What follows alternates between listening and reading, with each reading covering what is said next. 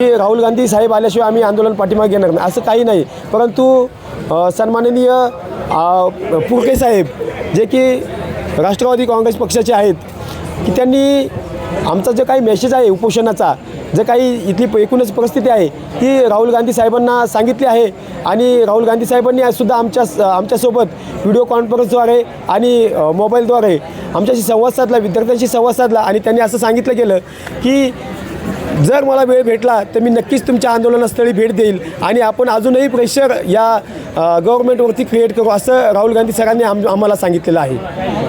अजून काय नेमकी व्हिडिओ कॉल झाला म्हणताय तुम्ही राहुल गांधींसोबत? काय कोणत्या संदर्भात चर्चा झाली, कोणते मुद्दे मांडले तुम्ही?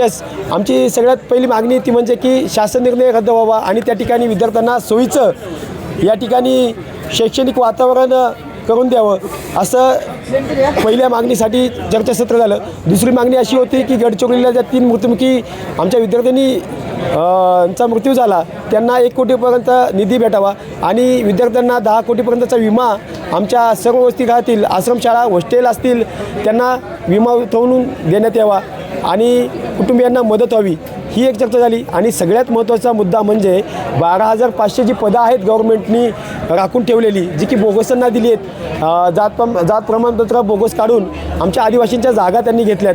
ती 12,500 जी पदभरती आहे सुप्रीम कोर्टाने सांगितलं आहे की त्या जागा तुमच्या आहेत, आदिवासींच्या आहेत, खऱ्या आदिवासींच्या आहेत. सुप्रीम कोर्ट म्हणतं त्या जागा आदिवासींना द्या, पण तरीसुद्धा हे जे काही देवेंद्र फडणवीसचं सरकार आहे, जे काही गव्हर्नमेंट आहे ते बोगस लोकांना त्या ठिकाणी आश्रय देते, भय देते. अशा लोकांना काढून ज्या काही आदिवासी विद्यार्थी आहेत त्यांना त्या जागा देण्यात याव्या आणि आमचा गव्हर्नमेंटमध्ये जो काही आकडा आहे तो वाढवण्यात यावा. नाही मात्र आता तुम्हाला शब्द तर देण्यात आला आहे, 2 दिवसाचा अवधी देखील तुमच्याकडून मागण्यात आलेला आहे. या 2 दिवसामध्ये जर काही कारवाई झाली नाही, तुमच्या मागण्या मान्य झाल्या नाही तर इथून पुढे तुमचं पाऊल काय असणार आहे? साहेब 2 दिवसाचा अल्टिमेट टाईम देण्यात आला आहे आणि तरी पण आमच्या मागण्या पूर्ण झाल्या नाही तर आम्ही हे जे काही आंदोलन आहे, आज आमचे 6 विद्यार्थी उपोषणाला बसले आहेत आमरण उपोषणासाठी, तर आम्ही एकूण इथं 100 विद्यार्थी उपोषणासाठी बसणार आहोत ही भूमिका आमची आहे. परंतु आम्ही इथून पुढे ही जागा काय आहे याच जागेवरती उपोषण करू किंवा त्यावरती जे काही आमचं शिष्टमंडळ आहे हे शिष्टमंडळ या उपोषण इथेच ठेवायचं की हे लोकेशन बदलायचं हे ठरवतील त्यावेळेस आम्ही तुम्हाला सांगू. हे मुंबईला वगैरे जाणं, आझाद मैदान वगैरे कुठे काही आंदोलन करण्याचं, आमरण उपोषण करण्याचा काही इशारा? नक्कीच आमच्या शिष्टमंडळामध्ये अशी चर्चा होत आहे की जर हे आंदोलन याच ठिकाणी राहिलं तर आपल्याकडे गव्हर्नमेंट काही लक्ष देत नाही किंवा देवेंद्र फडणवीस साहेबांचं जे काही सरकार आहे ते आमच्याकडे लक्ष देत नाही असं निदर्शनास येते. कारण आमच्या मागण्या रास्त आहेत, संविधानिक आहेत आणि ह्या मागण्या जर कुठंतरी शासनापर्यंत पोहोचायच्या असतील तर आझाद मैदान असेल, जसं की मुंबईचं जे मेन ठिकाण मानलं जातं त्या ठिकाणी आम्ही आंदोलन करू. नक्कीच आपण जर बघितले तर विद्यार्थी जे आदिवासी विद्यार्थी आपल्यासोबत होते, अगदी काल परवाच त्यांना राज्याचे जे आदिवासी मंत्री आहेत त्यांनी भेट दिली.